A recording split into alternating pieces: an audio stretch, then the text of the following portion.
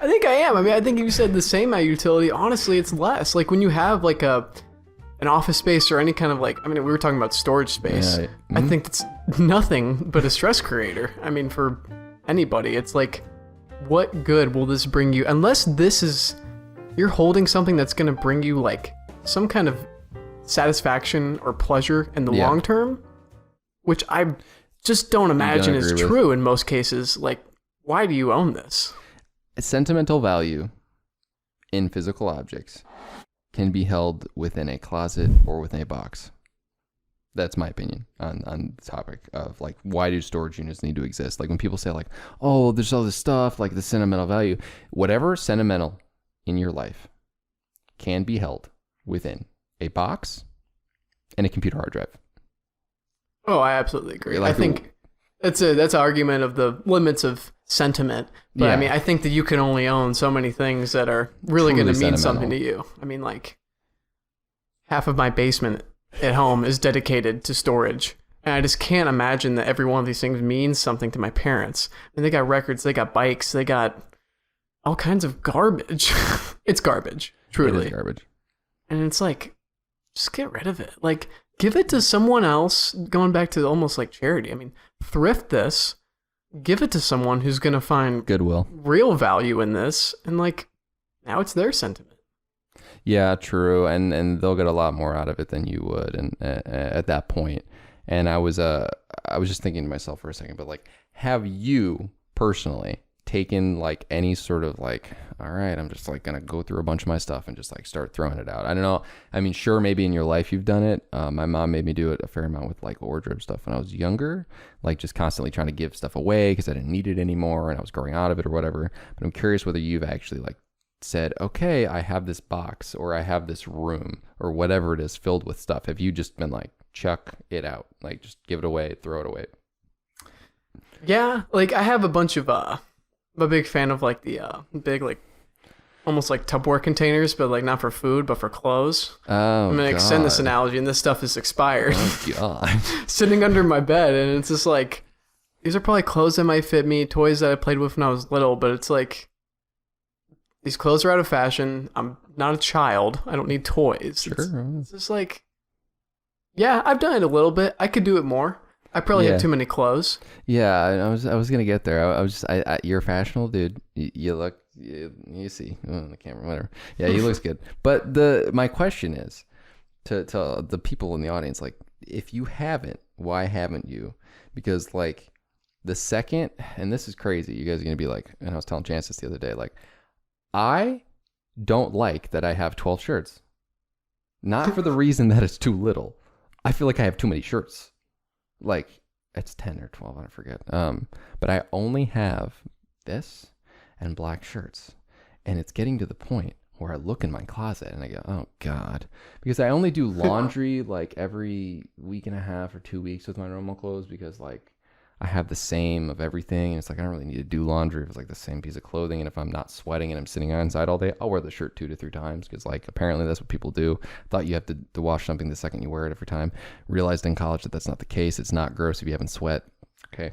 But I've reached the point where I'm like, I could get away with 6. And I'd still do laundry like every 2 weeks. Because like, I only have like 10 pairs of underwear and socks. So at that point, it's like, why do I have more shirts than those? But 2, since you get double the use out of the shirts, you know, like with that logic, I should only have 5 shirts. But I hate odd numbers, so it'd have to be 6.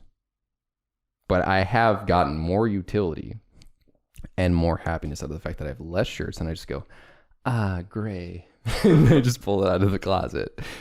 I mean, yeah, sure. I think we've talked about this a little bit, because I don't think I could ever go just gray shirts. I think I'd miss a flannel. But I think that you kind of assured me in a little bit with the whole like creating meaning with the shirts that you own. Like I have a wolf shirt, and yeah, that's fine. There's a certain tradition I have of Wolf Shirt Wednesday. Yes, that's it's like fine. I have associated meaning, and there's no decision because I only wear it on Wednesday. Or exactly. Like Flannel Friday. It's not Friday, but I'm wearing a flannel on Friday. Unless it's the summer. Unless it's the summer, then it's always Friday. And maybe I'm reaching too far, but I think the biggest thing for me also is that I'm not bringing in any like new clothes. Like I'm only trying to go secondhand now. That's good. So it's like, I'm not willing to only wear gray shirts because I find utility in like going to a thrift store and be like, oh, that's a dope flannel. Yes. But that's what minimalism is. There's a misconception in the crowd where it's like, you have less. That's what you want, right? You only want like the minimum amount of things. It's like, no, not everything. Like I have a friend shirt, which I don't wear, but it brings me happiness because I love friends. Anyways, no, but like if you have something that you enjoy, that's okay. I would just say like, think about like, just look at some clothes in your closet. And like, I did this thing where, and mainly what I realized was this. Due to my hatred for my, for like putting outfits together due to my colorblindness, I was like, man, I only really wear like the same outfits every week and like in a row, but like I need to have this thing match this thing because that's what I know match because I can't tell if it wouldn't like, but I just like know that this matches and like people have told me and I'm not going through the hassle of asking more because that's just embarrassing. I was like, I am going to find a shirt that would bring me happiness. I'm going to just only wear that shirt or an alternative, and then I will get rid of the. I'm taking the aspect of thing make me sad, and getting rid of that for clothing, and that's all it is for me. Yeah, I think this is a good point to like qualify maybe what I was ripping on Bill Gates about earlier because maybe I still am winning, but. I mean, I think I'm also fortunate the fact that like, I think you're even more fortunate with the fact that you're very comfortable with wearing a gray shirt every day. Yeah, you really don't care about your fashion that much. And like, that's not a rip on your fashion because you have your look, but it's like, I have my look and that looks a little more diversified for me. And there's people that have different levels of that. Just, I don't want to say it's innately, but it's some kind of like way you grew up preference that you have. So it's okay if, you have 5 bedrooms instead of 2. Oh, yeah.